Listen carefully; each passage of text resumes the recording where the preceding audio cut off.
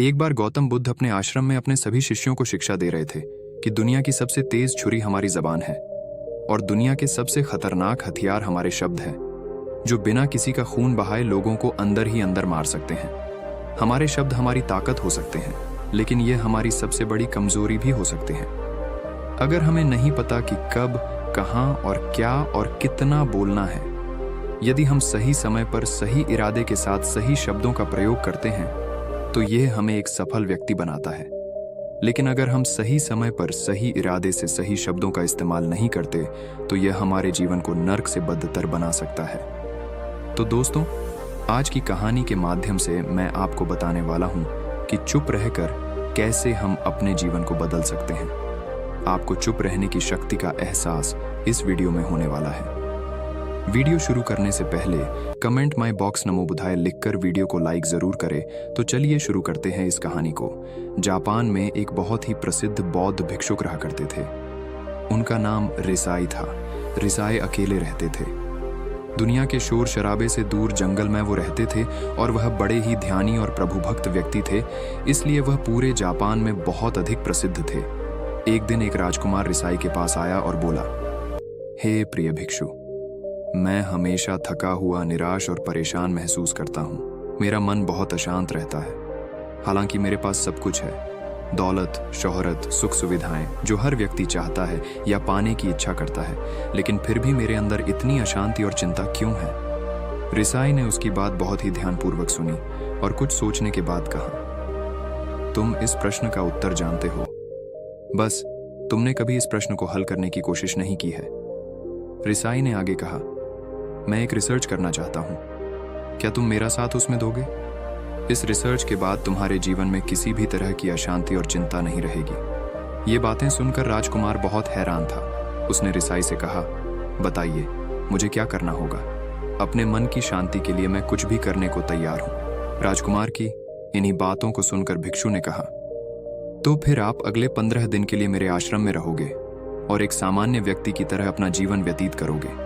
और इन 15 दिनों में तुम अकेले और चुपचाप रहोगे, जितना हो सके कम बोलोगे। राजकुमार उस भिक्षु की बातें सुनकर सहमत हो गया। पहले दिन राजकुमार को लगा कि उसका मन सामान्य से अधिक अशांत और विचलित है। उसके मन में तरह तरह के विचार आ रहे हैं और वह आम लोगों की तरह जीवन जीने में असहज महसूस कर रहा है। उसे अंदर से बोलने की इच्छा हो रही थी, लेकिन वह चुपचाप रहा। उसके मुंह से एक भी शब्द नहीं निकला। बस वह चुपचाप बैठा रहता, लेकिन रात होते होते उसे अंदर ही अंदर शांति का अनुभव होने लगा। उसके लिए यह अनुभव अजीब था। वह खुद से पूछ रहा था कि वह अंदर ही अंदर इतना खुश क्यों है और उसकी आंतरिक बेचैनी और चिंता कम क्यों होने लगी है।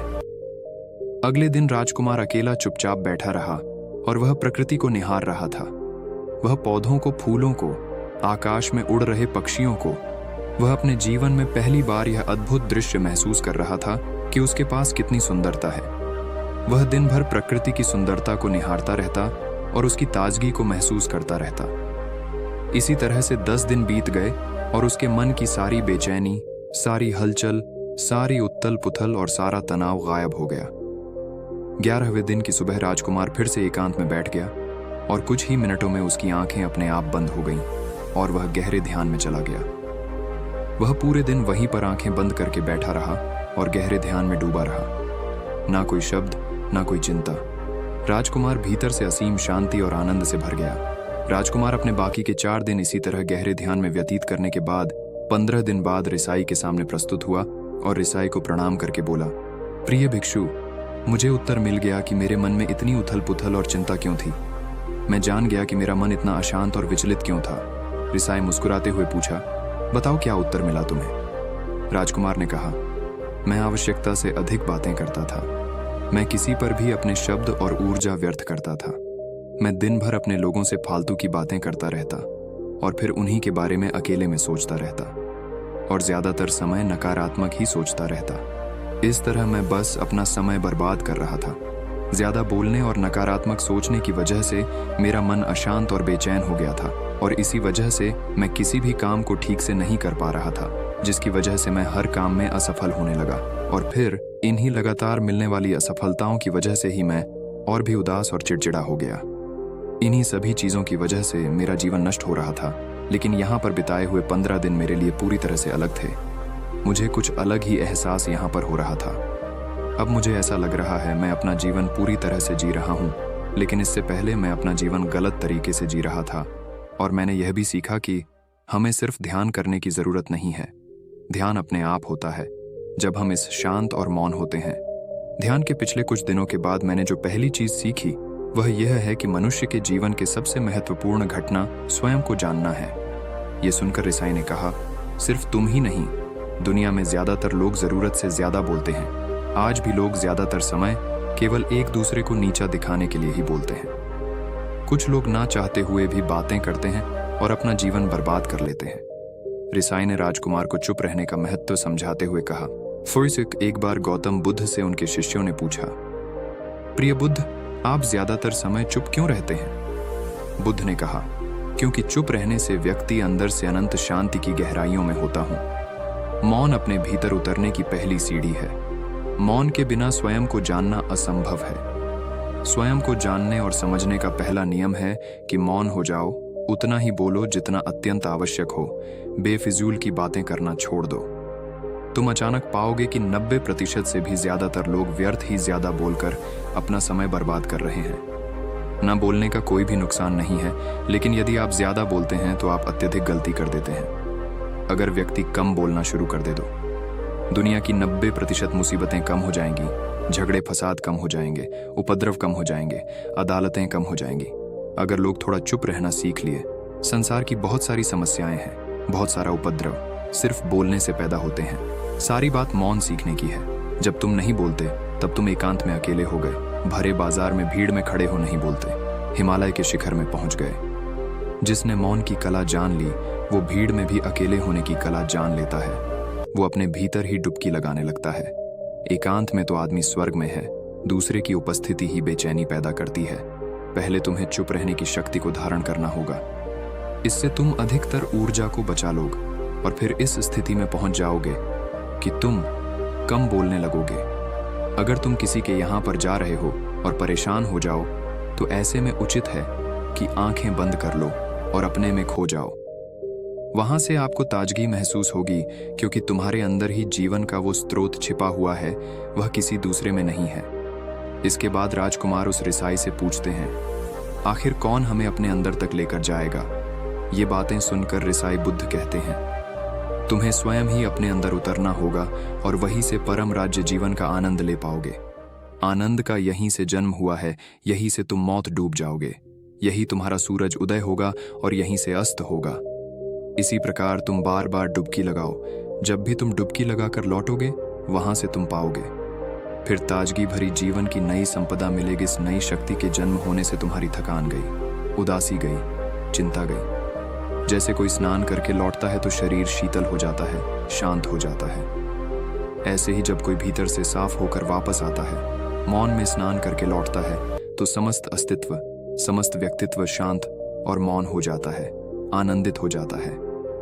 जब तुम आंतरिक मौन की उस पराकाष्ठा पर पहुंच जाओगे, तब तुम पाओगे कि बोलने से भी तुम्हारा मौन खंडित नहीं होता, वो बना ही रहता है। उसकी एक अंतर्धारा लगातार तुम्हारे भीतर बहती रहती है। तुम बोलते तो हो, तुम शब्द का उपयोग भी करते हो, लेकिन वो तुम्हारे मौन को खंडित नहीं कर पाती। एक बार गहरे मौन में स्थिर हो जाओ, फिर तुम्हारी वाणी में भी मिठास आ जाएगी। तुम्हारा बोलना संगीतपूर्ण होगा, तुम्हारा बोलना सत्य होगा। तुम बोलोगे तो दूसरों पर भी शीतलता छा जाएगी। जैसे ही तुम अंदर से चुप होते हो, तुम इतने शक्तिशाली होने लगते हो कि समाज की निर्भरता तुम छोड़ने लगते हो और तुम्हारे जीवन में एक मस्ती आती है जो केवल दीवानों के जीवन में होती है। तुम्हारे चेहरे पर एक नई रौनक आ जाती है। तुम्हारी आंखें किसी अमृत के समान हो जाता और तुम अनंत शांति के समुद्र में डूबने लगते हो। इतना कहकर भिक्षु रिजाई ने अपनी बात खत्म की और वो मौन में चले गए। राजकुमार उनका धन्यवाद कर अपने महल में चला गया। दोस्तों, आपने भी अनुभव किया होगा कि बहुत ज्यादा बात करने से दिमाग अशांत हो जाता है, जिससे हम अपने दिमाग पर नियंत्रण खो देते हैं और साथ ही अपना ध्यान भी खो देते हैं। जो लोग बहुत ज्यादा बोलते हैं उनके पास किसी एक काम पर ध्यान केंद्रित करने की काबिलियत नहीं होती। वो अपने किसी भी लक्ष्य पर पूरी तरह से केंद्रित नहीं कर पाते।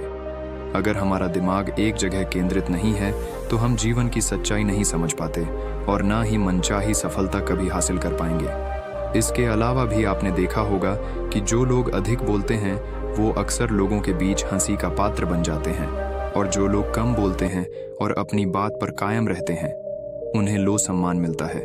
लोग उनकी बातों को सुनते हैं और उन पर भरोसा भी करते हैं। जो लोग ज़रूरत से अधिक बोलते हैं और अपने विचारों के बारे में पक्के नहीं होते, उनका दिमाग स्थिर और विचलित रहता है, शोर से भरा रहता है, और एक अशांत दिमाग वाला व्यक्ति जीवन में किसी भी चीज़ में सफल नहीं हो पाता, क्योंकि वह किसी भी काम में फोकस नहीं कर पाता।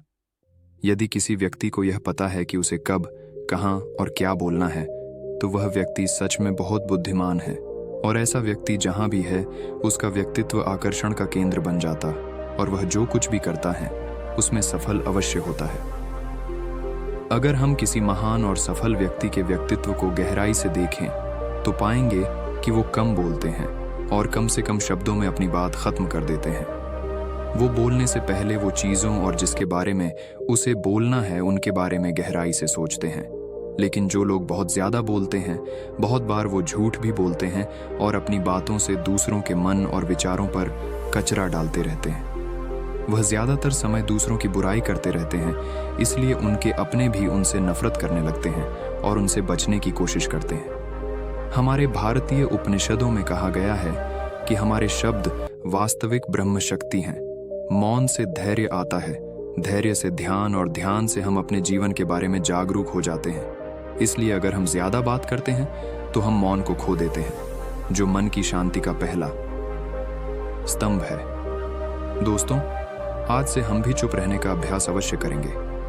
आज से हम भी वही बोलेंगे जो ज़रूरी है, और हम कोशिश करेंगे कि कम से कम शब्दों में अपनी बात खत्म करें, और हो सके तो कोशिश करेंगे कि रोज़ कम से कम 30 मिनट एकांत में चुपचाप बैठेंगे। और मुझे पूरा विश्वास है कि इससे हम सब के अंदर एक सकारात्मक बदलाव ज़रूर आएगा। इसी के साथ इस वीडियो को ख़त्म करते हैं। हो सके तो कोशिश करेंगे कि रोज़ कम से कम 30 मिनट एकांत में चुपचाप बैठेंगे, और मुझे पूरा विश्वास है कि इससे हम सब के अंदर एक सकारात्मक बदलाव ज़रूर आएगा। इसी के इस वीडियो को ख़त्म करते हैं। दोस्तों, उम्मीद करता हूँ आपको इस